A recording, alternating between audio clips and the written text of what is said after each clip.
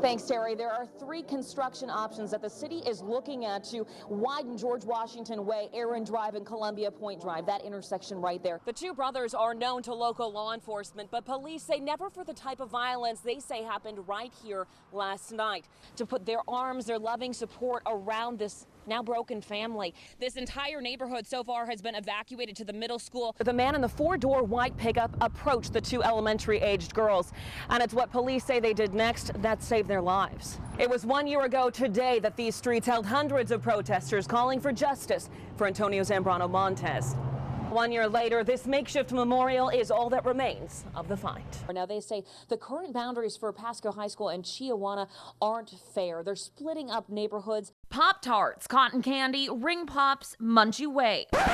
Hold up, Munchie Way? Look again. This isn't candy. Well, it is, but it's laced with pot. It's insane. And you're probably thinking the same thing. Who do you think these companies are trying to market? Well, definitely kids. Well, youngsters, of course. What, adults aren't going to go looking for Jolly Ranchers or cotton candy.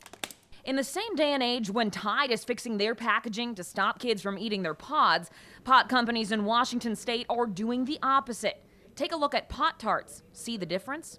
I didn't at first because it's one letter. There needs to be the same laws for the type of packaging and the type of marketing that there is for cigarettes and alcohol. Exactly what a group of concerned parents are lobbying our state legislators for, asking for rules to ensure pot wrappers don't bear a reasonable resemblance to candy.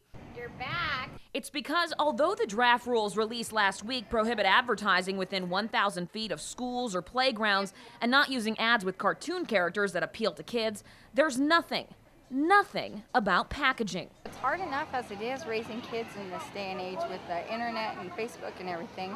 Now we have to worry about them getting their hands on something that they think is candy, but it's not. It's drugs. On October 12th, 2006, everything that my life was changed. I hit my head backwards and received my first concussion in that game. If Zach Lystedt had just gone to the bleachers, just sat out the second half, this wouldn't be his reality. But instead, like 2% of athletes playing sports, he got back in the game. My dad said the last thing I said to him before I lost consciousness was, "Daddy, I can't see." A second concussion in the fourth quarter almost killed Zach. Half the blood in his body went to his brain, causing 10 strokes and placing him in a coma for 2 months. It's not Zach's concussion that was a tragedy. It was the way his concussion was managed. That's the message Dr. Stanley Herring is trying to hit home to parents. When in doubt, Just take them out. Just take them out. It's really pretty simple. 50% of second impact injuries result in death. The other 50, like Zach. And you can replace Zach's name more and more with Ashley or Sarah because girls basketball players are 240% more likely to get a concussion than boys. Girls soccer, 40%.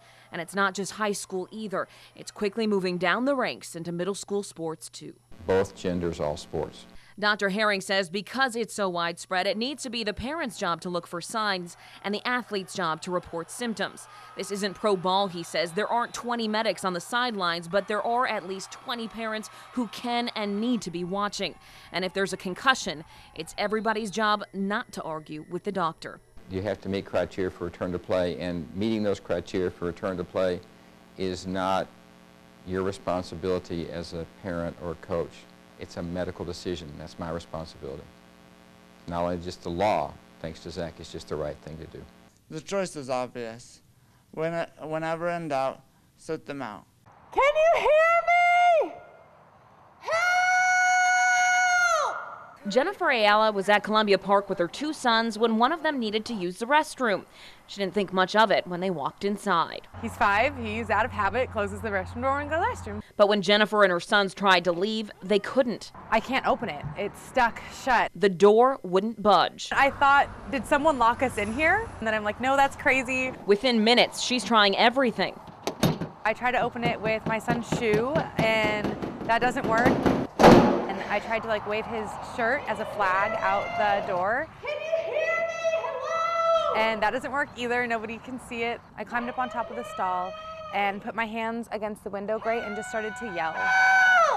I realized that no one was hearing me, so I went back to the door and I put my fingers like underneath the door, between the door and the ground, and I was trying to pull it open, and it just seemed like it wasn't budging, and the harder I pulled, I seemed to bend the door more than the door seemed to come open. Without a doorknob, there shouldn't be a way to lock the steel-sided door unless it gets caught. He bent this back down already, but this was here, and it had gotten stuck with this piece of the door. The faulty plate acted as a wedge, closing the family off. Her cell phone in the car, so Jennifer's only hope would be getting someone's attention. Finally, I just started screaming at the top of my lungs. Anytime anyone passed by, in a car, someone jogging. 2 hours went by and her 2 boys started to pray. That's when Jennifer heard a bang. And I just jumped down and I said, "Is somebody out there?"